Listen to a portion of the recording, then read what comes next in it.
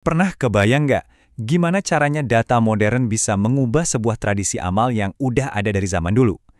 Nah, kali ini kita bakal bahas gimana data science dipakai buat bikin zakat, salah satu pilar amal dalam Islam, jadi jauh lebih efektif buat memerangi kemiskinan di Indonesia.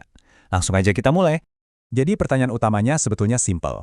Gimana caranya kita bisa ambil tradisi yang umurnya udah ratusan tahun, terus kita gabungin sama teknologi super canggih buat nyelesain masalah yang, ya, mendesak banget.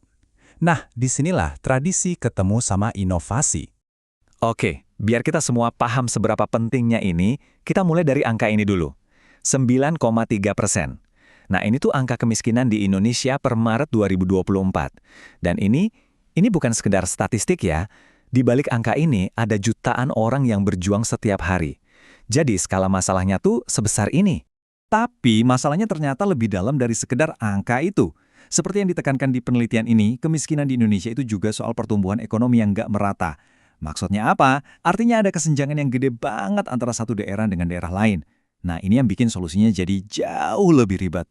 Tapi, untungnya, ada sebuah alat tradisional yang dari dulu memang dirancang buat mengatasi ketidakseimbangan ini. Yuk, kita bahas soal zakat. Oke, jadi zakat itu apa sih? Singkatnya, zakat itu salah satu pilar dalam Islam. Ini tuh kewajiban buat umat muslim buat ngasih sebagian hartanya ke mereka yang membutuhkan. Tapi penting buat dicatat nih, zakat itu lebih dari sekedar amal biasa. Zakat dilihat sebagai sebuah instrumen buat meratakan kembali kekayaan dan ya mengurangi kemiskinan secara nasional. Dan potensinya ini luar biasa loh. Coba lihat angka ini, 39%. Itu rata-rata pertumbuhan pengumpulan zakat per tahun dari 2018 sampai 2023. Dengan pertumbuhan segitu kencengnya, zakat ini jadi senjata yang makin ampuh buat melawan kemiskinan. Tentu aja ya, dana sebesar itu kan butuh pengelolaan yang serius, nggak bisa sembarangan. Nah, disinilah peran Baznas, atau Badan Amil Zakat Nasional. Mereka ini lembaga resmi pemerintah yang tugasnya memastikan dana zakat yang udah terkumpul itu disalurin secara adil dan efektif ke seluruh Indonesia. Nah, ini dia nih tantangan utamanya. Indonesia kan negara kepulauan, luas banget, beda-beda tiap daerah. Pertanyaannya, gimana caranya kita tahu bantuan ini harus dikirim kemana? Ini nih pertanyaan operasional yang nilainya ya bisa dibilang miliaran rupiah yang dihadapi Basnas. Karena ini bukan cuma soal ngumpulin duit kan, tapi gimana cara nyalurinnya dengan pinter. Dan pertanyaan inilah yang coba dijawab sama penelitian ini, tentunya dengan bantuan data. Jadi, daripada cuma kira-kira atau nebak-nebak, para peneliti ini pakai data science. Mereka pakai teknik keren yang namanya analisis cluster buat nemuin pola-pola yang tersembunyi di dalam data ekonomi Indonesia. Eits, jangan pusing dulu sama istilah teknisnya. Gampangnya gini deh, analisis cluster itu ibarat cara komputer buat nyortir macam-macam hal ke dalam kelompok-kelompok yang mirip. Nah, dalam kasus ini, hal-hal yang disortir itu, ya, 34 provinsi di Indonesia. Biar lebih kebayang kita pakai analogi ya. Coba bayangin ada setumpuk buah-buahan campur aduk. Nah, algoritma yang namanya K-means ini pertama-tama dia bakal milih katakanlah 3 contoh buah secara acak. Mungkin apel, pisang, sama jeruk. Terus, algoritma ini bakal ngelihat semua buah lainnya dan masukin ke kelompok yang paling mirip. Udah gitu, dia bakal hitung ulang pusat dari tiap kelompok baru tadi. Terus diulang lagi prosesnya sampai semua kelompoknya stabil dan nggak berubah lagi. Hasilnya, tara, keranjang buah yang udah tersortir dengan rapi. Nah, itulah yang dilakukan para peneliti. Bedanya, mereka bukan nyortir buah, tapi nyortir provinsi. Terus, rasa, ukuran, sama bentuk dari sebuah provinsi itu apa?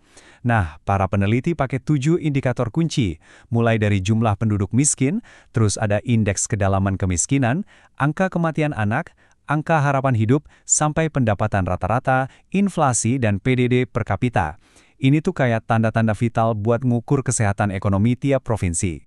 Nah, terus gimana caranya mereka tahu harus bikin berapa kelompok? Apa ditebak aja? Tentu enggak.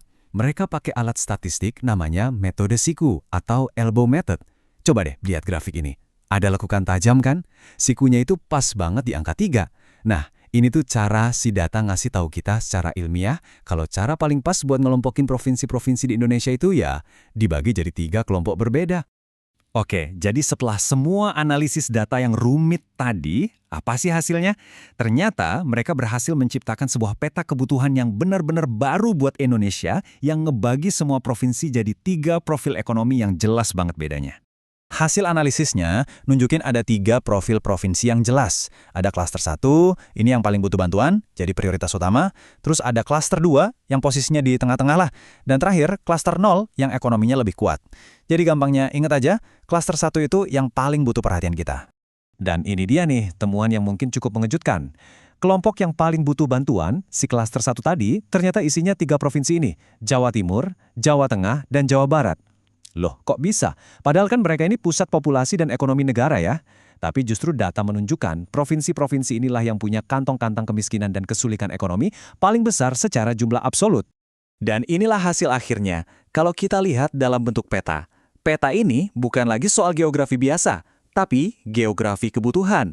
Coba perhatiin deh warna hijau tua yang dominan banget di Pulau Jawa, pulau terpadat di Indonesia. Data ini dengan jelas nunjukin di sanalah lokasi klaster prioritas tinggi di mana bantuan zakat bisa ngasih dampak yang paling besar. Oke, jadi intinya apa? Terus kita mau ngapain dengan informasi ini? Nah, ini bukan sekedar riset buat dipajang. Ini tuh roadmap, peta jalan buat tindakan nyata. Biar makin kebayang kenapa penargetan ini krusial banget, coba deh lihat perbandingan ini. Pendapatan rata-rata di provinsi termiskin itu nggak sampai 1 juta rupiah. Sementara di provinsi terkaya, angkanya hampir 3 kali lipat. Jomplang banget kan? Nah, dengan perbedaan sebesar ini, pendekatan pukul rata buat ngasih bantuan udah pasti nggak bakal efektif. Dan disinilah kita sampai pada kesimpulannya. Studi ini ngasih rekomendasi yang jelas banget dan bisa langsung ditindaklanjuti. Dikatakan bahwa lembaga-lembaga zakat, ya seperti BAZNS, harus memprioritaskan provinsi-provinsi ini sebagai target utama untuk program distribusi dan pemberdayaan zakat. Intinya, arahkan sumber daya ke tempat yang dampaknya paling terasa. Ini benar-benar bikin kita mikir ya. Kalau data aja bisa bikin tradisi kuno seperti zakat jadi lebih tajam, coba bayangin, apalagi yang bisa kita lakuin? Masalah-masalah besar apalagi, entah itu di kesehatan, pendidikan, atau lingkungan, yang bisa kita pecahkan kalau kita coba lihat pakai kacamata data? Ini pertanyaan besar buat kita semua ke depannya. Terima kasih sudah menyimak.